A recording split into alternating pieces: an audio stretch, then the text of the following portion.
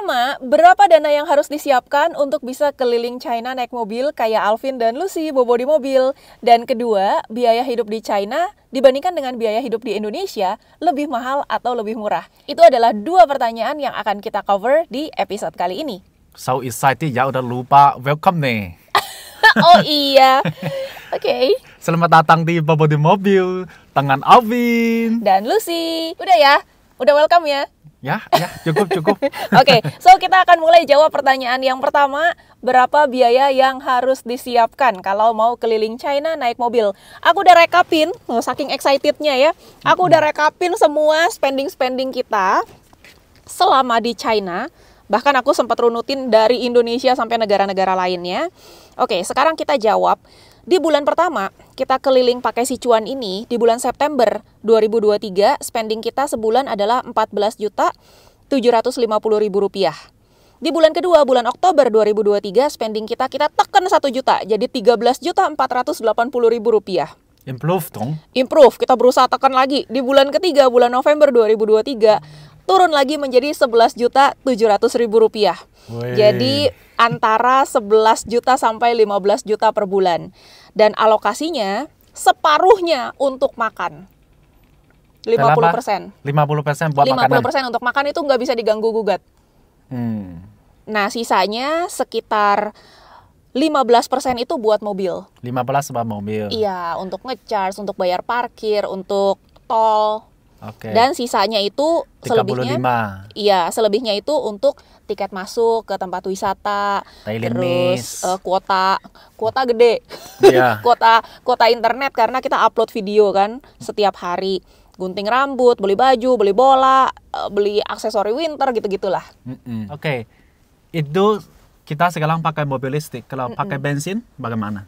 Kalau pakai bensin, aku juga punya catatannya. Spending kita di bulan pertama itu 50,7 juta waktu pakai si hoki. Di bulan kedua 24,5 juta, bulan ketiga 28,9 juta. Di bulan keempat 39 juta. Oke, kira-kira 30 dong. Kira-kira 30-an. 30-an juta. Iya. Waktu pakai si hoki di China. Waktu pakai si hoki di China.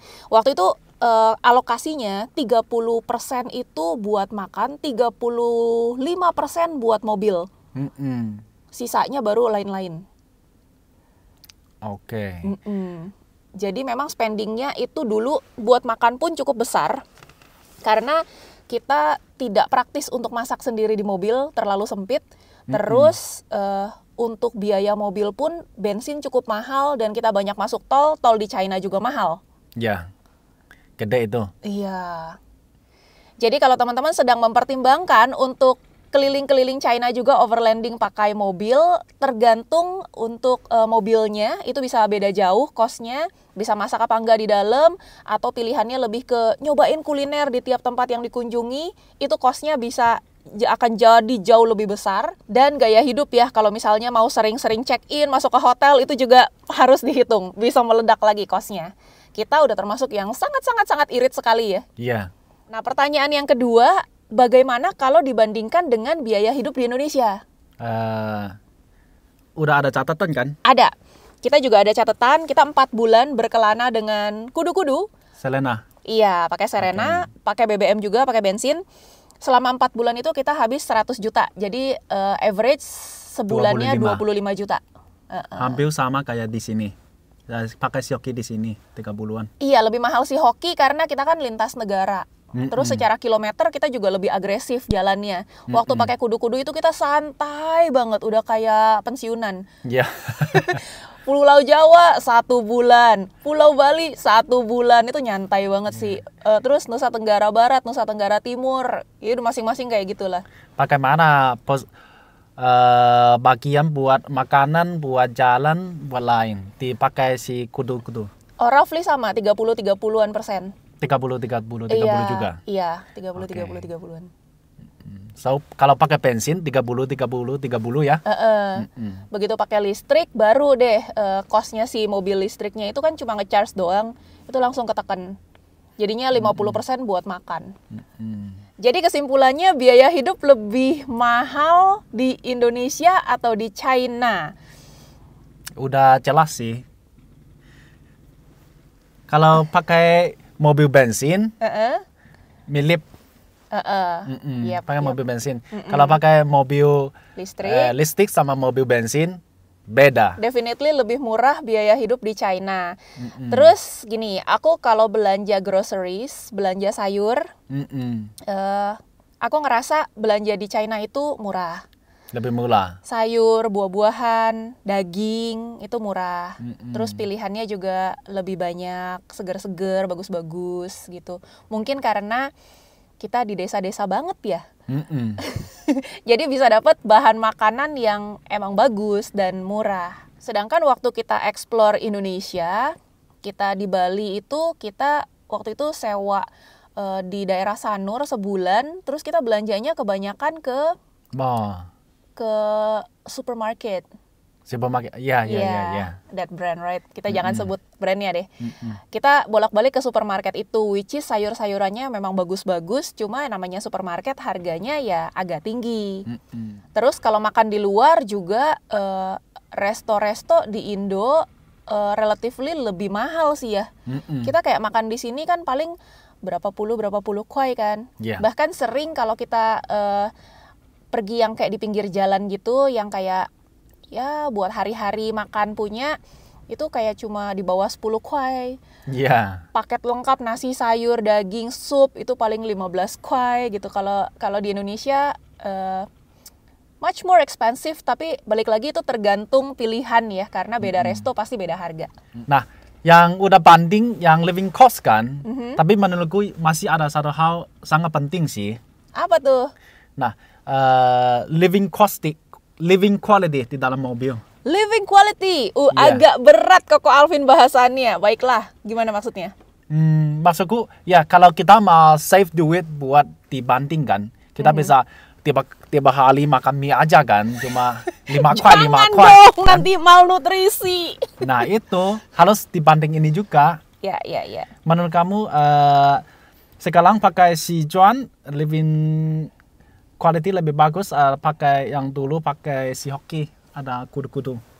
Well actually karena keleluasaan memasak antara kudu-kudu sama Sichuan itu nggak beda jauh. Kita sama-sama leluasa untuk masak. Jadi dan waktu di keliling Indonesia pakai kudu-kudu juga kita banyak mampir ke pasar tradisional beli sayur-sayuran.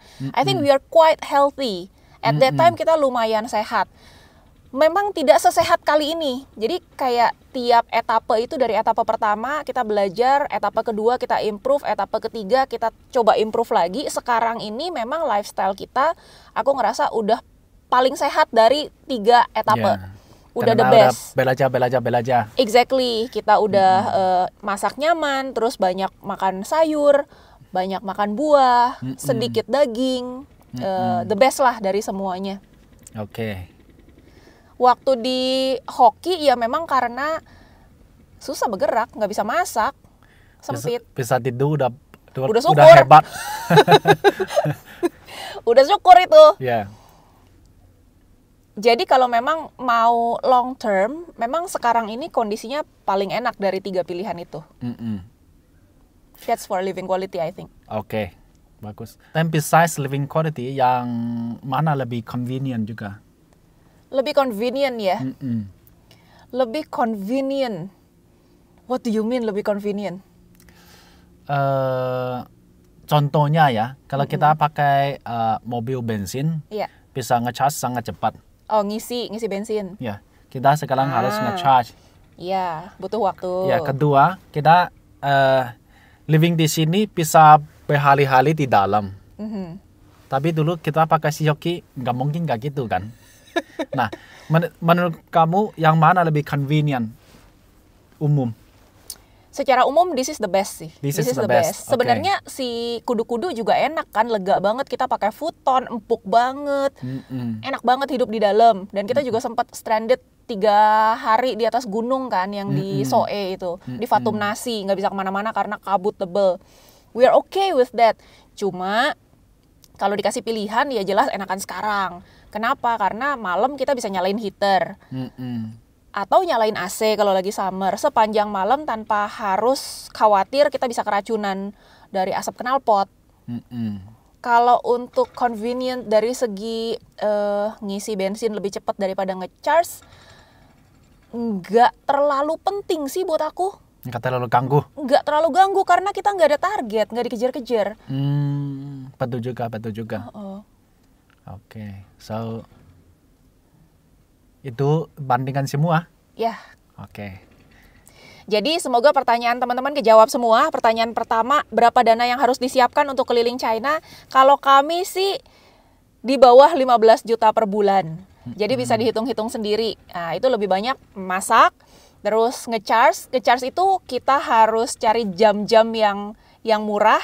Itu udah yang paling murah ya kita, karena kita ngecharge itu kebanyakan pagi-pagi buta atau tengah malam, sampai kita jadi kebiasaan sebelum alarm jam 6 pagi berbunyi kita udah kebangun ngecharge. Jadi bangun tuh langsung ngecharge, cari tempat ngecharge supaya dapat paling murah. Kalau seandainya mau santai, ngecharge jam 8 pagi, jam 9 pagi, get ready, cost itu akan naik lebih dari 2 kali lipatnya. Terus kalau mau banyak makan di luar juga cost itu of course akan berlipat-lipat dibanding kita masak sendiri. Terus untuk pertanyaan kedua, biaya hidup kalau dibandingkan, well, I think slightly di China lebih murah. Slightly, nggak super lebih murah, tapi slightly karena bahan makanan lebih murah sih. Untuk telur, untuk buah, sayur, daging lebih murah dibanding di Indonesia. Jadi teman-teman, semoga jawaban dari 2 pertanyaan tadi memuaskan dan bermanfaat buat teman-teman yang ada rencana buat tinggal di China atau bahkan explore China juga pakai mobil. Terima kasih untuk dukungannya selama ini, juga buat teman-teman yang sudah mensupport secara langsung. Buat teman-teman lainnya, dukungan berupa subscribe, share link-link video kami, juga like dan komen itu sudah sangat kami apresiasi. Terima kasih udah nonton video ini dan sampai jumpa di episode berikutnya. Bye! Bye-bye.